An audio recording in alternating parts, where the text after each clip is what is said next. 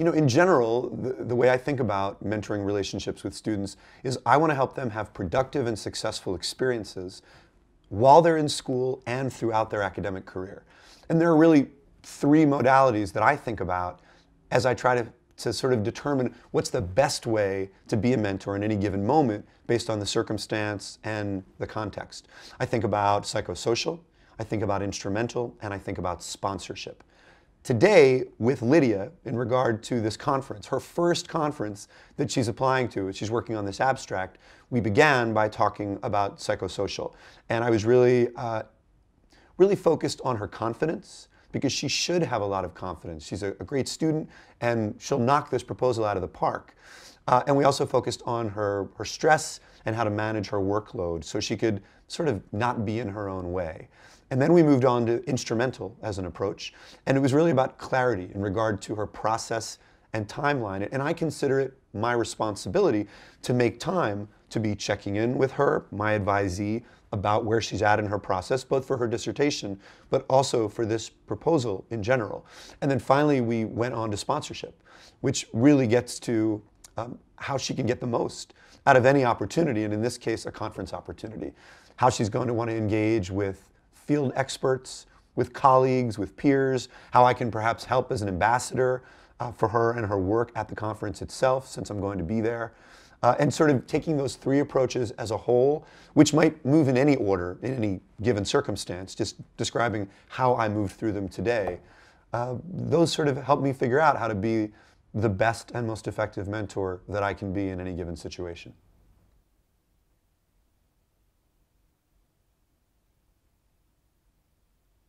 Lydia, it's great to see you. How are you doing? I'm doing well, Dr. Johnstone. How are you? I'm good, thanks. Good.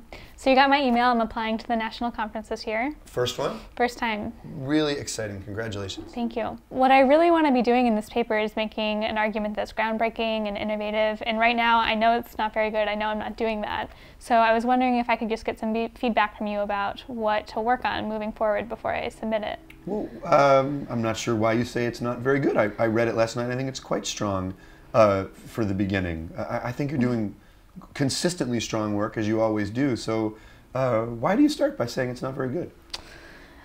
I don't know. I guess I'm so early in the research stage. I know a lot will change between now and the dissertation. And I guess I'm not even sure if I'm really ready to be going to a conference. I feel like it's an important professional move, but I still feel like I'm really new to it all.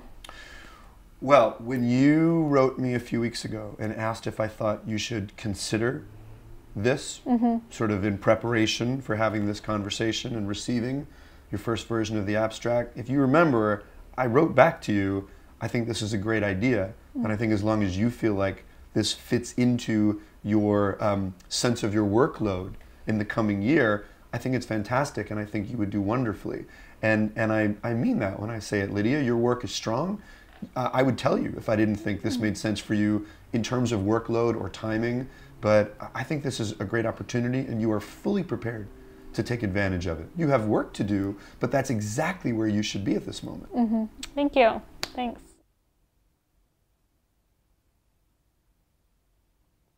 First of all, I would be careful about groundbreaking and innovative as a criteria for how you put this abstract together. That's a lot of pressure to put on the work rather than just thinking about what's the idea and what's the strongest way you can communicate it. Okay. Yeah?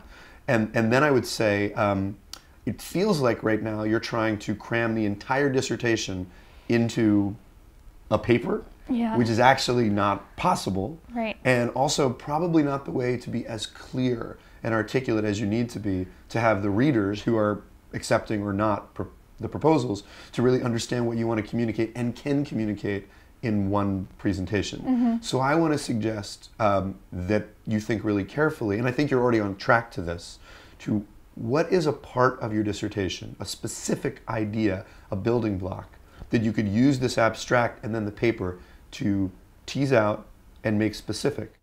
Yeah? Okay, that's doable.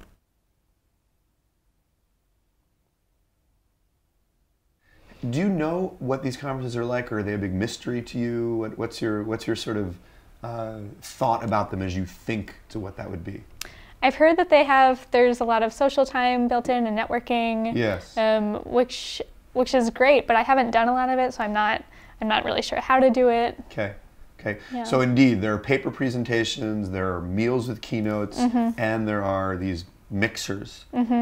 Tell me what specifically kind of makes you nervous about meeting the experts and stuff. Well, first of all, I'm not even really sure where to find them. Like, I think I'll recognize some of them, but not sure how to sort of make that connection. Yes. And then, even once I do, how do I know what to ask, and how do I make sure I ask a question that's thoughtful and interesting? I'd look at the roster of who was going to be at the conference, and I would note the names of some people whose work I was interested in, or I'd talk to my advisor about whose work I should be interested in, which of course we'll do together.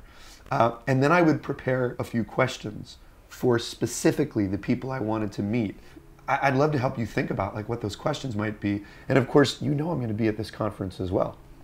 So if we can identify a few people that you'd like to meet, it's very possible that I know them or certainly can reach out to them. And I'd love to act as an ambassador for you and introduce you to those folks. And that can ease that kind of situation as well. I would really appreciate that. Thank you.